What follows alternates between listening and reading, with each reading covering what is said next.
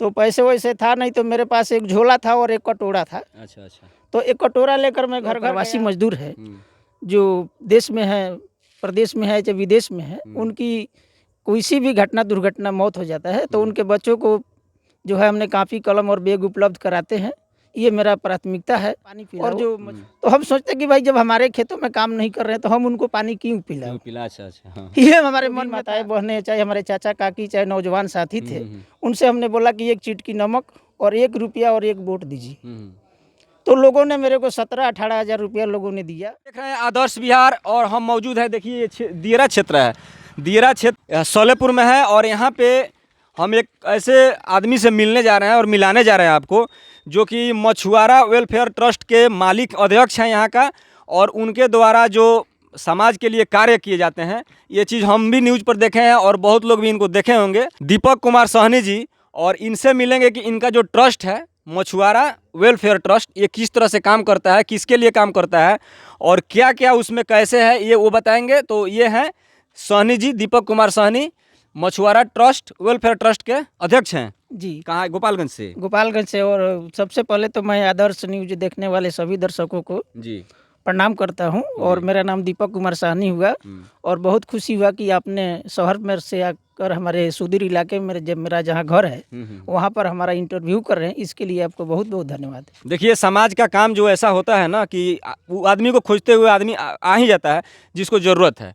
हम ये सुने हैं कि जिस समय आदमी जो लोग घर से नहीं निकल रहे थे, जिस समय मौत का डर था कि हम कहीं निकलेंगे तो कुछ हो जाएगा, उस समय आप निकल कर समाज के प्रवासी मजदूरों के लिए आप काम कर रहे थे। जो कोरोना काल में जो आप मेहनत किए हैं वो बहुत सराहनीय काम हुआ है।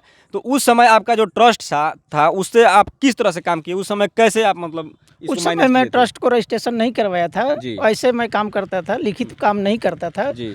लेकिन बचपन से ही मेरा जो है समाज सेवा का प्रेरणा मेरे अंदर था।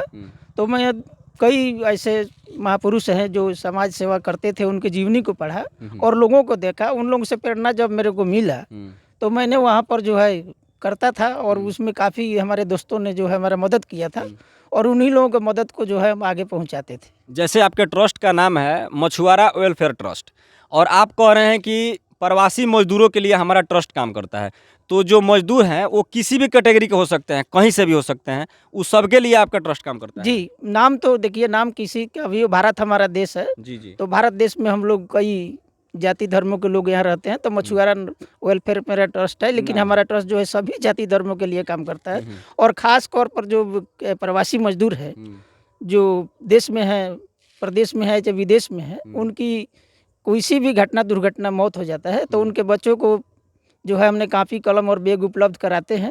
ये मेरा प्राथमिकता है। और जो मछुआरा समाज के हैं, जो लोग मछली मारने वाले हैं, मछली बेचते हैं, उनकी किसी घटना दुर्घटना में मौत हो जाता है तो उनके भी बच्चों को शिक्षा दीक्षा और स्वास्थ्य के लिए हम काम करते हैं। अच्छा, अगर अपने यहाँ का जो मजदूर लोग हैं जो बाहर में ये हरियाणा और महाराष्ट्र में जाके काम कर रहे हैं, उनके साथ कोई घटना घटती है, उनके साथ में आप वहाँ भी जाते हैं? नहीं, वहाँ नहीं जाते हैं फिलहाल। मतलब यहाँ जहाँ पे उनका घर है, तो जब भी उनकी शव यहाँ पर आता है और हमको जब पता चलता है तो उनके परिवार से मैं मिलता हूँ और पूछता हूँ कि आपको मदद चाहिए तो हम मदद देंगे।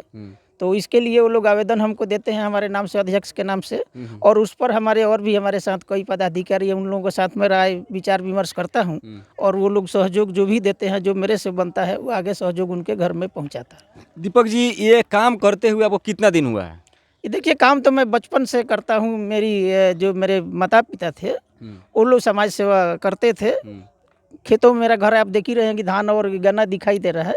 तो जब मैं छोटा था तो लोग कहीं से आकर अपने खेतों में काम करते थे, अपना धान चाहे गेहूं काटते थे। तो मेरी माँ थी, तो मेरी माँ बोलती थी कि चलो उन लोगों को पानी पिलाओ। तो हम सोचते कि भाई जब हमारे खेतों में काम नहीं कर रहे हैं तो हम उनको पानी क्यों पिलाओ। अच्छा अच्छा। हाँ। ये हमारे मन में था।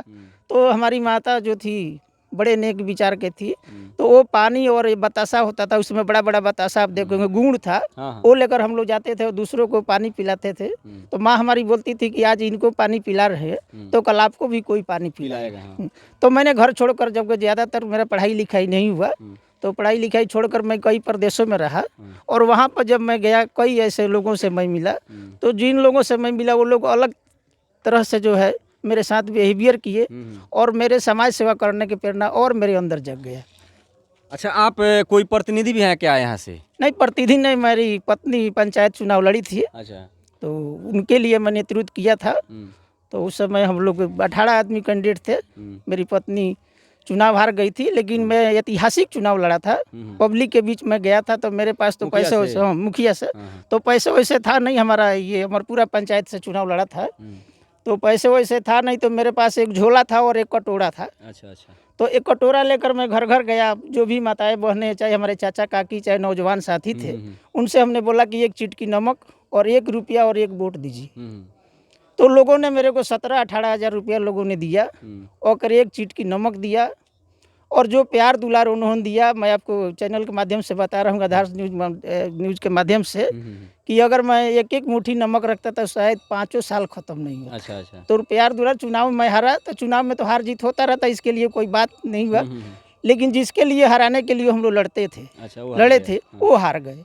तो समझो कि हमने भी चुनाव जीत तो गए। इसके बाद भी आपको आगे आना है, प्रतिनिधि में चुनाव में आना है? अभी तो कोई राजनीति का नहीं है, जब समय आएगा तो जरूर मैं आपके चैनल के माध्यम से बताऊंगा। देखिए, आज़ादी के लिए शहादत बहुत हुआ था, और गांधी जी थे ना, जैसे आप बोल रहे हैं कि एक झोला और एक कटोरा था, वैसे ही एक सादा इंसान, और आज़ादी हुआ ना जी। जी जी लेट से हुआ, लेकिन हुआ जी। तो अगर आप आने वाले हैं आगे भी, तो जो काम आप कर रहे हैं समाज के लिए, वो व्यर्थ नहीं जाता है किसी का, न मेहनत न गया है, न व्यर्थ जाएगा जी। तो आने वाले समय में मान लीजिए कि अगर आप आते हैं, अगर मुखिया ही बन गए, तो आपको क्या लगता है कि क्या कौन ऐसा काम है जो होना चाहिए, बहुत ज़रूरी है? जी देखिए, कहीं भी आप गोपालगंज में किसी भी पंचायत में चले जाइए, सबसे ज़्यादा भ्रष्टाचार है। हाँ। तो मेरा पहला प्राथमिकता रहे कि भ्रष्टाचार मुक्त पंचायत को बनाया जाए, जी।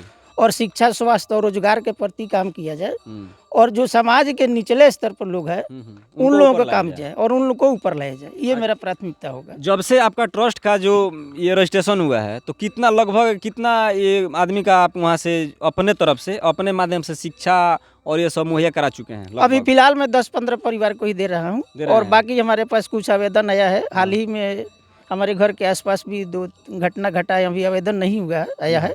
जब आवेदन आएगा तो उन परिवार को मिलेगा। मेरा कोशिश है कि जहाँ तक मेरे से होगा तो वहाँ तक मैं मदद करूँगा, इसका कोई गिनती नहीं है। कहाँ से मैनेज करते हैं जो खर्च आता है? खर्च आते हैं, हमारे कई दोस्त हैं, जो मान लीजिए कोई प्रशासनिक अधिकारी है, कोई विदेशों में है, कोई अच्छे डॉक्टर है, कोई वकील है, कोई फिल्मी दुनिया में काम करता है, जैसे हमारे दयाशंकर जी व्यास जी हैं, संगीत के क्षेत्र में काम करते हैं। सब लोग सहयोग करते तो हैं? सब लोग हमारा सहयोग करते हैं, और हमारे बातों को कोई काटता नहीं है, बड़े गंभीरता से लोते हैं। उन्हीं लोगों का सहयोग आता है, तो मैं आगे जो है पहुंचाने का काम करता और हूं। अपने क्षेत्र का जो विधायक ये लोग हैं, इन लोग से? नहीं, इन लोगों से मैं, राजनीतिक लोगों से अभी कोई जो है दूर मदद रहते नहीं, हैं? दूर रहते हैं। जो भी है अपने बलबूते से? अपने बलबूते से मैं करता हूँ। किसी राजनीतिक परिवार से, जो भी हमारे विधायक हैं, चाहे सांसद हैं, चाहे हमारे मुखिया हैं, पंच सरपंच, चाहे समिति है, इन लोगों से किसी के पास से मैं मदद नहीं लेता। तो सर देखिए, आप तो काम तो बहुत अच्छा कर रहे हैं, और ये चीज़ जो है ना कभी व्यर्थ गया है ना जाएगा।